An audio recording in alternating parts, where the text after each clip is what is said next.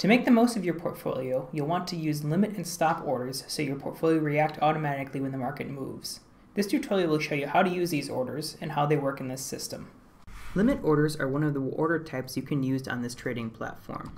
They're used to maximize profit, but using a limit order will not protect you against losses. You can use both limit orders to buy and sell stocks. You can use a limit order to buy a stock when it's cheap. You'll set your limit price below the market price, and once the market price goes below your limit price, your order will execute. Let's look at an example. In this example, we're going to buy a stock with a limit price of $20. So you can see, as the stock price is moving throughout the day, nothing happens. But as soon as the stock price goes below our limit price, our order will execute. To use a limit buy order, first enter your trade like you would normally. First the symbol and the quantity you wish to buy. Next, change your order type to a limit order. Next, you can enter the price that you wish to have your limit order execute at. Since this is a limit buy order, I want to set my limit price below the current market price. When you click preview, you'll see that your order estimate updates based on that limit price. You can also use a limit order to sell a stock. In this case, you want to sell a stock as soon as you think the price has gone as high as you think it will. That's where you'll set your limit price, above the current market price. This way you can try to maximize your profit. Let's take a look at an example. In this case, we're going to use a limit sell order set to $27.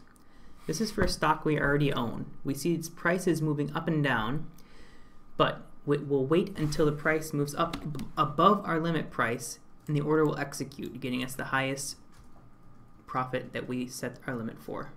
To use a limit sell order, switch your action to sell. Then have your order filled as normal with the symbol and the quantity you want to trade. You'll switch your order type to a limit order. Since this is a limit sell order, we'll want to enter a price above the market price. So since the last price for this stock was $15.29, I'll put $16 as my limit price. Then click preview order to have the order estimate and click confirm to enter your order.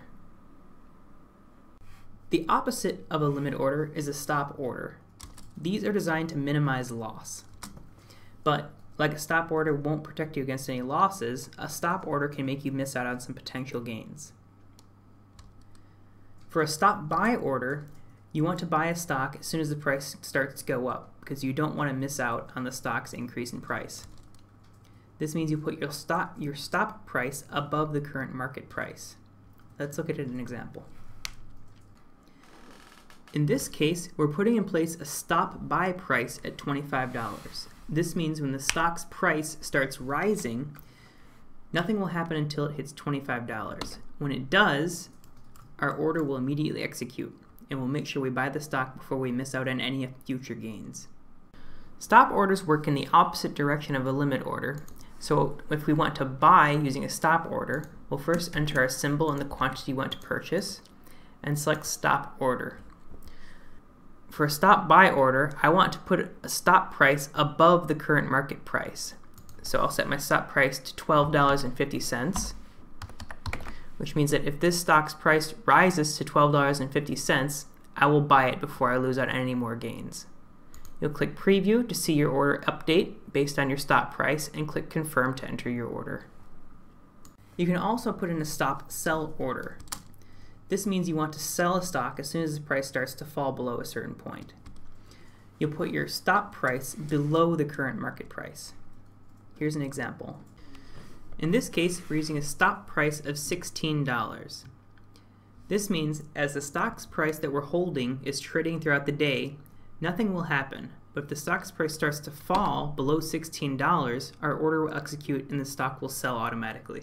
A trailing stop order is a new kind of stop order. This tries to combine the profit maximization of a limit order along with the risk aversion of a stop order. Instead of having a set limit price, it'll lock in your gains as the price goes up.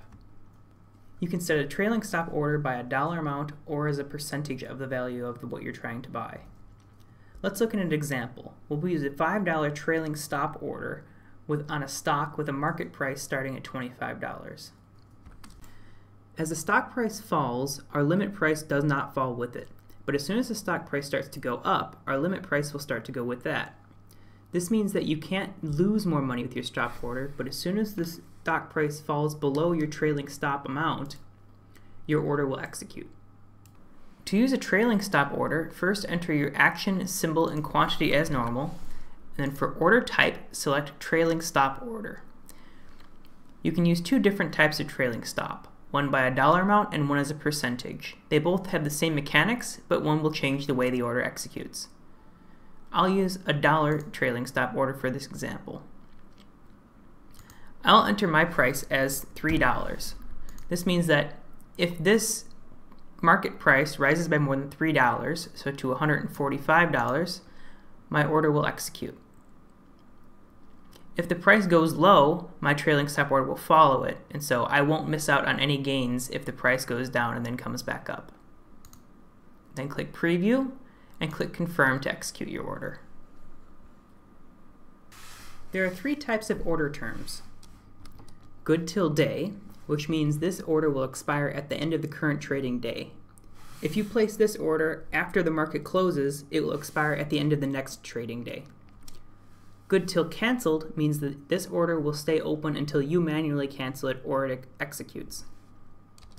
And good till date means that this order will stay open until it executes or the date that you specify has passed. You can change the order term for any limit, stop, or trailing stop order. Once you select one of these order types, you'll see that the duration appears on the right side of the page. You can choose good for day, which means it cancels today, good till cancel, which means it stays open until you cancel it, or good till date, which means that you can pick which day you want this order to expire on if it doesn't fill.